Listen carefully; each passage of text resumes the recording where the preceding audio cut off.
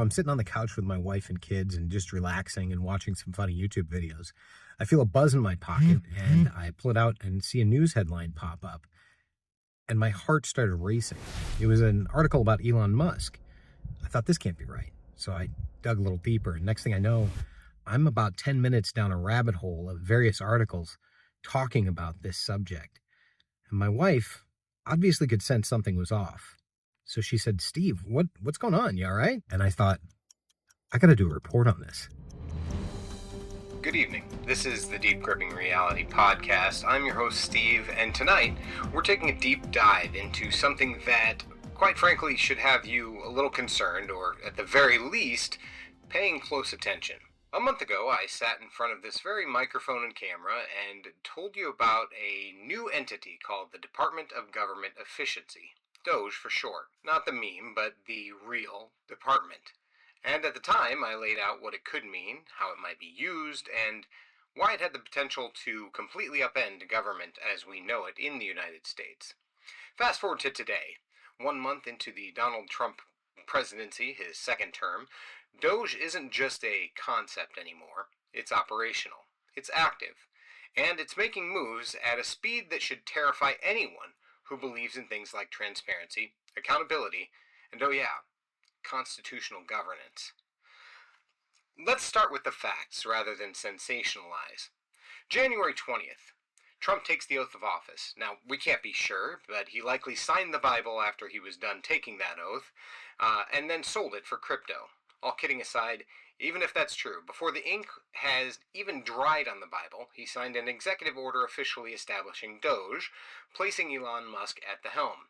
Musk, the man who gutted Twitter, slashed Tesla's workforce, and whose leadership style can be described as efficiency through chaos, is now in charge of auditing and restructuring the entire U.S. government. The idea is that he'll eliminate wasteful spending. Now, how this is actually achieved, well, that's a different story.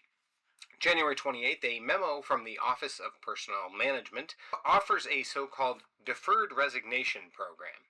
In layman's terms, it's a golden parachute for federal employees who want to get out before the purges begin. Think about that. An administration so hell-bent on loyalty that they're basically saying, "Quit now or be fired later." Sound familiar? Maybe like a certain billionaire's buyout of a certain social media company? And according to multiple sources, at least 20,000 employees, now that's about 1% of the federal workforce, have actually taken Trump up on this offer. January 31st, senior Treasury official David Liebrecht resigned after refusing to grant DOGE unrestricted access to federal payment systems. The very next day, DOGE has access. Social Security, government salaries, the financial bloodline of this country, all under the watchful eye of Elon Musk's team. February 1st, DOGE agents, and yes, that's what I'm calling them now, are caught accessing files and classified USAID documents without authorization. USAID, an agency responsible for humanitarian aid and developmental assistance, suddenly finds itself in disarray. Coincidence? Unlikely. Then comes January 3rd. Musk, in a meeting with Senators Joni Ernst and Mike Lee, proposes a non-enforcement or outright repeal of federal regulations as a default stance for the administration. Let me repeat that. All federal regulations, not case by case, not reviewed and reconsidered, just gone. Now, I'd love to tell you that all of this is shocking, that it's unexpected, but if you've been paying attention, you know better. You see, in my last episode, I told you about Project 2025, a 710-page roadmap for reshaping the government in a way that frankly doesn't look much like democracy at all. And what's happening now? It's Project 2025's playbook brought to life, page by page. You see, you don't need a crystal ball to see what happens next. You only need to read Project 2025 and pay attention. We're watching a systematic dismantling of federal oversight, regulation, and agency independence. Things that exist to protect you, the average citizen. And it's all happening with speed and precision of a hostile takeover. But let's talk about the real impact to everyday Americans. Trump's proposed dismantling of the Department of Education, that's one of the key points that I really want to touch on. It isn't just a restructuring, it's a seismic shift on how education functions in America.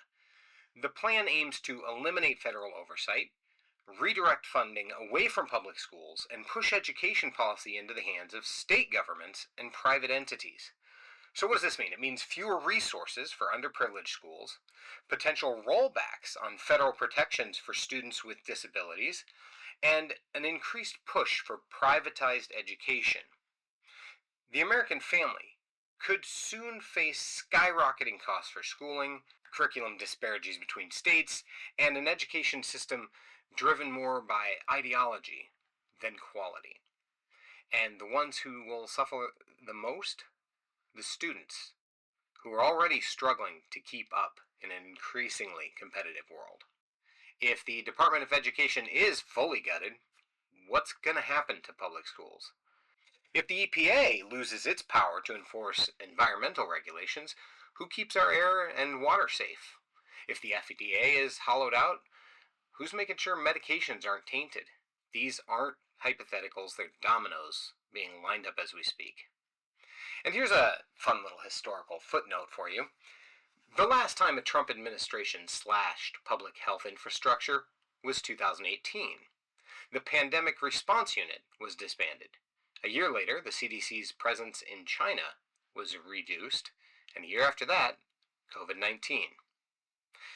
Actions have consequences, and the consequences of gutting a federal government in the name of efficiency won't be felt by the rich and powerful. If anything, they'll get more rich and more powerful. They'll be felt by you and me and the millions of Americans who rely on the functional institutions to keep this country running. This is an oligarchy. But here's the thing. We still have a voice. We still have a choice. The only thing that benefits from our silence is power consolidation. So, let's make some noise. I encourage you to call your representatives. Their number is 202-225-3121. Put it in your phone. Use it. Ask them where they stand on these moves, and then hold them accountable. Annoy the hell out of them. And if you want to do more, stay informed. Read Project 2025's Mandate for Leadership. You can Google it. It's freely available online, and it's not even trying to hide what it intends to do. Because this isn't just about politics anymore. It's about democracy itself. This has been the Deep Gripping Reality Podcast. I'm your host, Steve. Stay informed, stay vigilant, and as always, dig deep, my friends.